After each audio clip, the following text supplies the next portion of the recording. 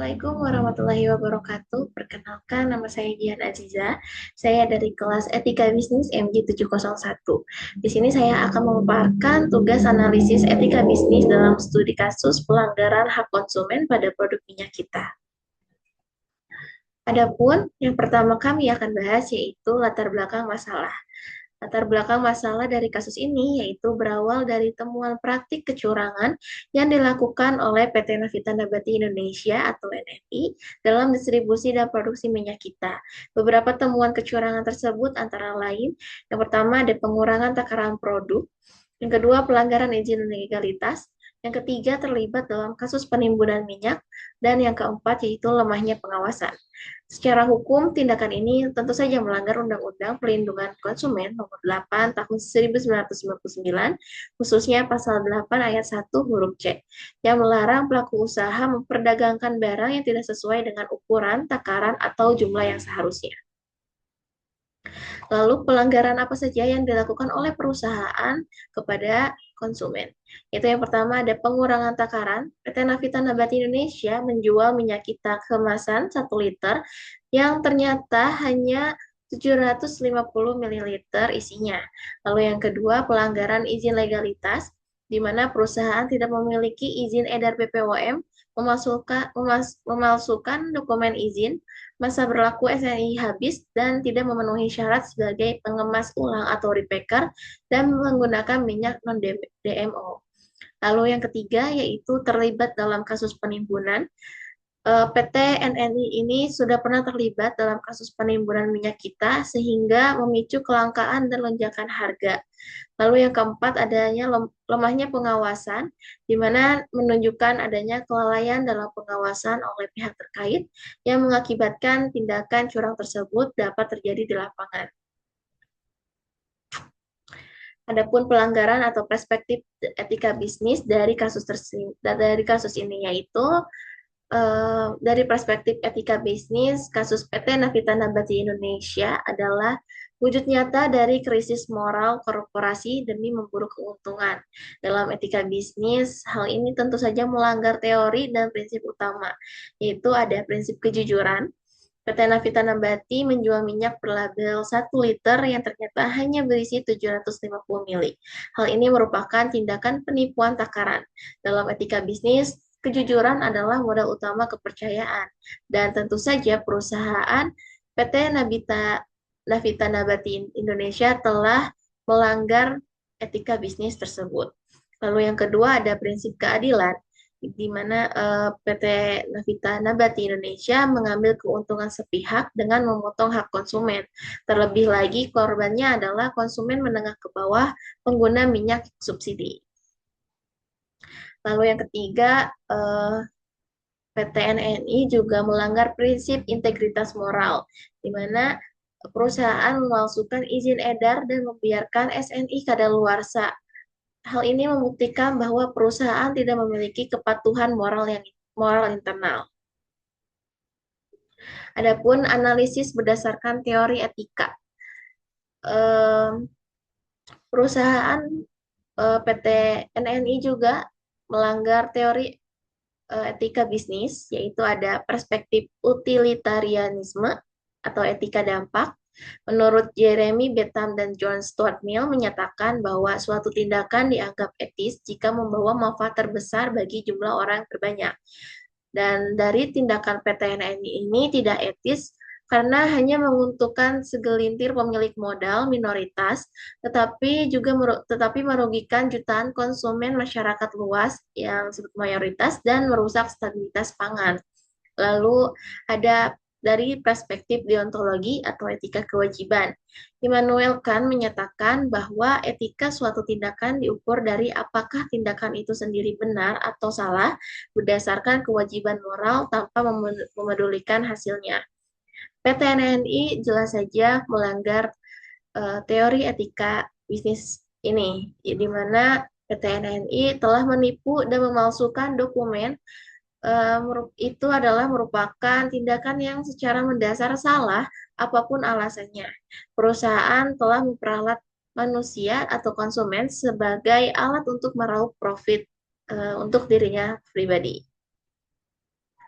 Lalu, apa yang perlu dilakukan oleh perusahaan untuk menangani kasus ini? Berdasarkan etika bisnis dan hukum perlindungan konsumen, beberapa tindakan yang harus dilakukan dan tidak boleh dilakukan oleh PT Navita Nabati Indonesia untuk memperbaiki moralitas dan operasional bisnisnya adalah yang pertama, mengakui kesalahan secara terbuka. Hal ini menunjukkan tanggung jawab moral dengan mengakui kelalaian serta kecurangan yang terjadi. Yang kedua, melakukan penarikan produk seluruh batch minyak kita berukuran 750 mili yang berlabelkan 1 liter untuk mengurangi kerugian konsumen yang lebih luas.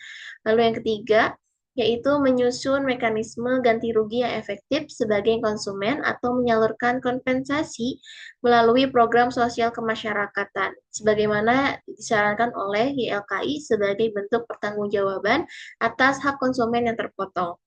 Lalu yang keempat, yaitu menghentikan operasional sementara untuk evaluasi sampai seluruh legalitas hukum diproses secara resmi dan juga legal.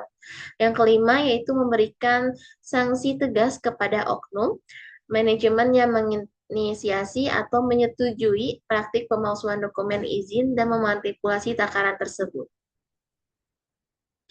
Lalu, yang tidak boleh dilakukan perusahaan yaitu melakukan kebohongan publik atau manipulatif di media seperti beralasan salah mesin atau ketidaksengajaan. Padahal rekam jejak menunjukkan mereka adalah pelaku lama atau residivis. Lalu yang kedua yaitu melarikan diri dari tanggung jawab seperti memindahkan aset, mengganti nama perusahaan secara terburu-buru tanpa menyelesaikan sanksi hukum atau menutup pabrik secara sepihak untuk menghindari tuntutan pidana dan denda. Lalu yang ketiga yaitu mengulangi kecurangan di masa depan. Lalu bagaimana sikap konsumen terhadap kasus ini? Yaitu yang pertama konsumen harus lebih selektif dan juga kritis. Konsumen harus mengecek kembali kemasan dan label sebelum membeli. Yang kedua ada melaporkan kepada lembaga resmi seperti YLKI atau pengawas pemerintah. Lalu yang ketiga yaitu bisa berhenti membeli atau memboikot produk minyak kita di pasaran. Lalu yang keempat yaitu membagikan informasi yang valid dan objektif mengenai produk curang tersebut agar masyarakat terhindar dari kerugian yang sama. Lalu bagaimana tindakan pemerintah seharusnya untuk menangani kasus dari minyak kita ini? Yaitu yang pertama ada memberikan hukum yang tegas dan efek jerah seperti sanksi pidana, pencabutan izin dan penyitaan aset. Yang kedua, melakukan reformasi pengawasan atau audit sistemik seperti inspeksi sidak eh, sidak yang yang mendadak dan audit legalitas. Lalu yang ketiga yaitu pemerintah harus memfasilitasi mekanisme class action atau gugatan perwakilan kelompok agar hak-hak konsumen yang dirugikan dapat dipenuhi oleh perusahaan. Lalu yang keempat yaitu pemerintah wajib mempublikasikan hasil pemeriksaan dan sanksi yang dijatuhkan secara terbuka. Hal ini tentu saja untuk memberikan kepercayaan kembali kepada masyarakat kepada minyak kita atau PT NRI.